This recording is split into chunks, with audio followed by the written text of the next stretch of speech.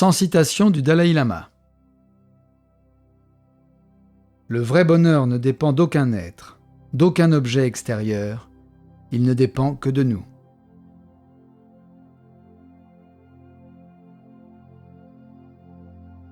La faculté de se mettre dans la peau des autres et de réfléchir à la manière dont on agirait à leur place est très utile si on veut apprendre à aimer quelqu'un.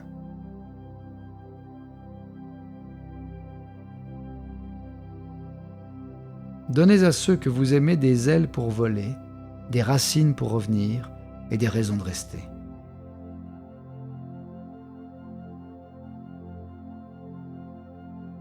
La sensation d'être heureux ou malheureux dépend rarement de notre état dans l'absolu, mais de notre perception de la situation, de notre capacité à nous satisfaire de ce que nous avons.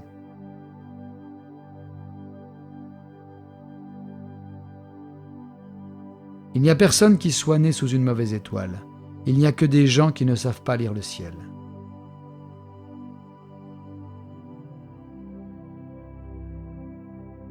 Si tu veux connaître quelqu'un, n'écoute pas ce qu'il dit, mais regarde ce qu'il fait.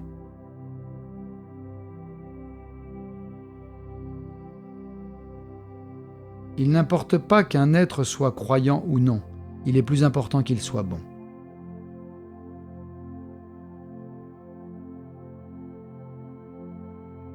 Le bon sens de la vie humaine nous montre que la vie humaine est courte et qu'il vaut mieux faire de notre court passage sur Terre quelque chose d'utile pour soi et pour les autres.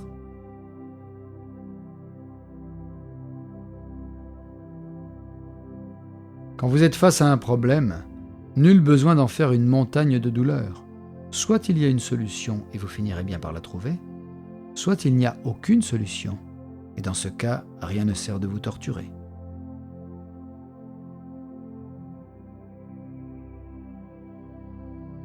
Nul besoin de temple, nul besoin de philosophie compliquée.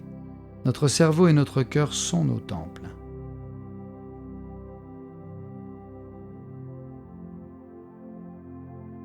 La confiance en soi et la capacité de se tenir debout seul me paraissent essentielles pour réussir notre vie.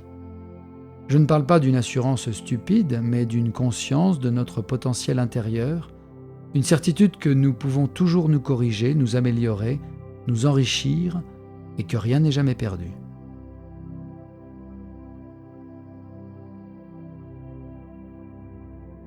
Ce qui me surprend le plus dans l'humanité, les hommes, parce qu'ils perdent la santé pour accumuler de l'argent.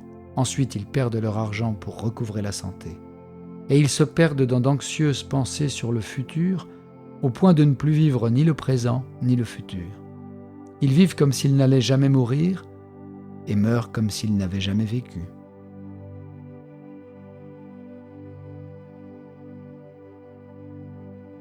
Rappelez-vous que le fait de ne pas obtenir ce que vous désirez est parfois un merveilleux coup de chance.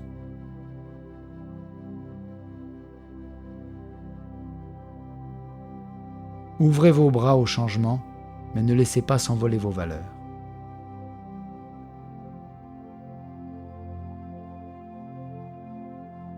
Ne laissez pas le comportement des autres détruire votre paix intérieure.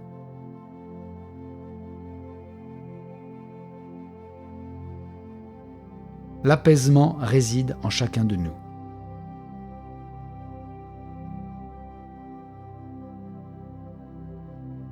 Le bonheur n'est pas une chose toute faite, il découle de vos propres actions.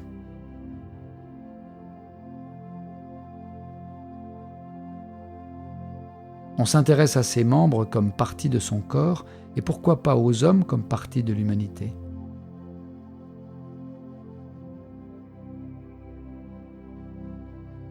Les seules vraies erreurs sont celles que nous commettons à répétition.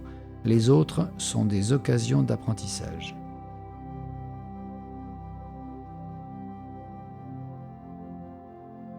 Quand tu parles, tu ne fais que répéter ce que tu sais. Mais quand tu écoutes, tu peux apprendre quelque chose de nouveau.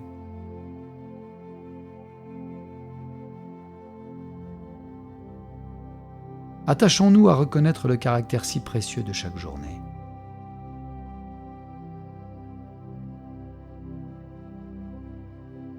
On peut se passer de religion, mais pas d'amour ni de compassion.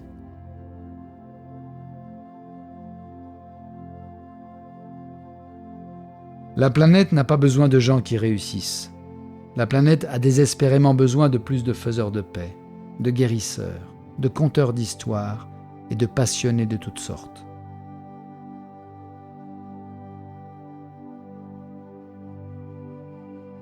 C'est vrai, les femmes ont un rôle particulièrement important à jouer dans le développement de la sensibilité humaine, de la compassion, de la non-violence, qui sont encore très largement sous-développées au XXIe siècle dans les sociétés modernes où l'accent est mis sur l'excellence académique et intellectuelle plutôt que sur le développement de qualités humaines telles que la compassion, la tolérance.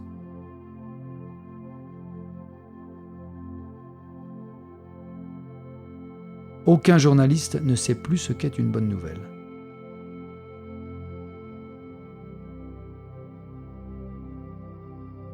Les pensées et les actes d'amour sont clairement favorables à notre santé mentale et physique. Ils sont conformes à notre véritable nature. Les actes violents, cruels, haineux, au contraire, nous surprennent. Le problème est que peu à peu, insidieusement, nous arrivons à penser que la nature humaine est mauvaise.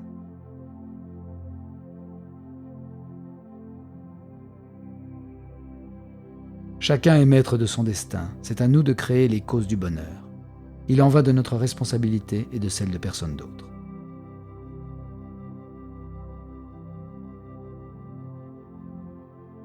C'est en parvenant à nos fins par l'effort et en étant prêt à faire le sacrifice de profits immédiats en faveur du bien-être d'autrui à long terme, que nous parviendrons au bonheur caractérisé par la paix et le contentement authentique.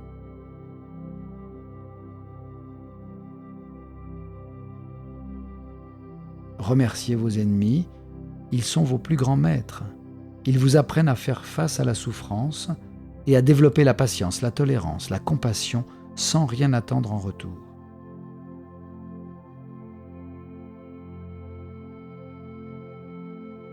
Le sommeil est la meilleure des méditations.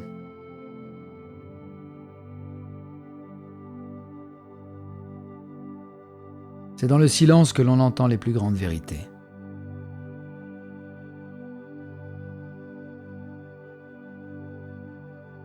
Le besoin d'amour est le fondement qui nous lie les uns aux autres. Si doué et si habile que soit un individu donné, il ne peut survivre seul.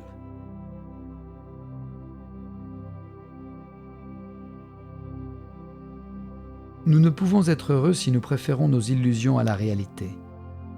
La réalité n'est ni bonne ni mauvaise. Les choses sont telles qu'elles sont et non telles que nous préférerions qu'elles soient. Le comprendre et l'accepter est une des clés du bonheur.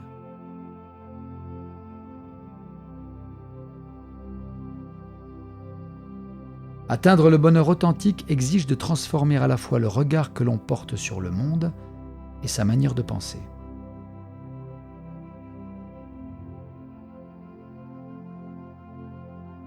Si nous devenions violents, nous n'aurions plus rien à défendre.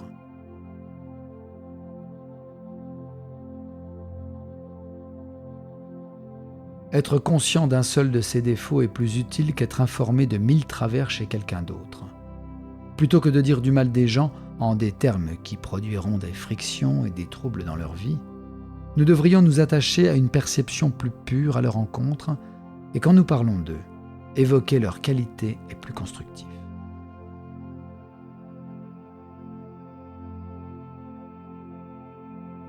Le désarmement extérieur passe par le désarmement intérieur. Le seul vrai garant de la paix est en soi.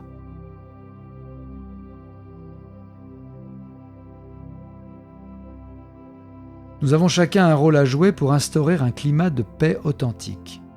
Si en tant qu'individu on parvient à désamorcer ces bombes intérieures, en neutralisant ses pensées et ses émotions négatives et en cultivant ses qualités positives, on crée les conditions favorables au désarmement extérieur.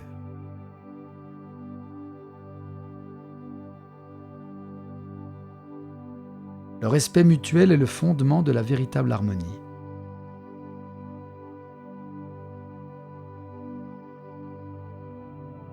Nos véritables ennemis sont les poisons mentaux, l'ignorance, la haine, le désir, la jalousie, l'orgueil. Ce sont les seuls capables de détruire notre bonheur. La colère ou la haine, en particulier, sont la cause d'un grand nombre des malheurs de ce monde, depuis les querelles familiales jusqu'aux plus grands conflits.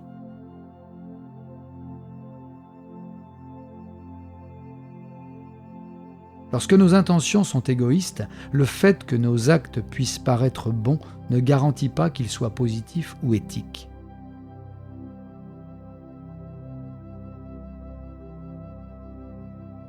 Durant l'enfance, l'intelligence s'épanouit, l'esprit déborde d'interrogations.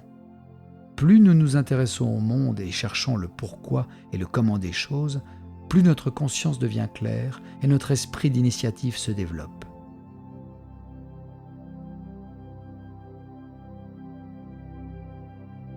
C'est dans son cœur qu'il faut construire la paix.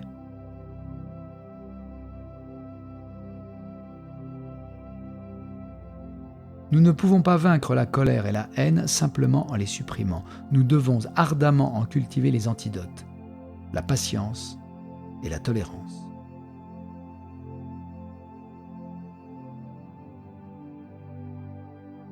L'histoire nous montre que la violence engendre et résout rarement les problèmes. En revanche, crée d'insondables souffrances. On voit aussi que même lorsqu'elle paraît sage et logique pour mettre fin à des conflits, on ne peut jamais savoir si, au lieu d'éteindre un feu, on n'est pas en train d'allumer un brasier.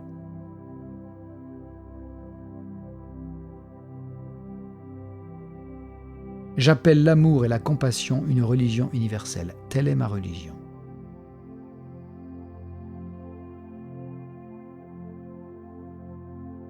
Avec la réalisation de son potentiel et la confiance en ses capacités, on peut bâtir un monde meilleur.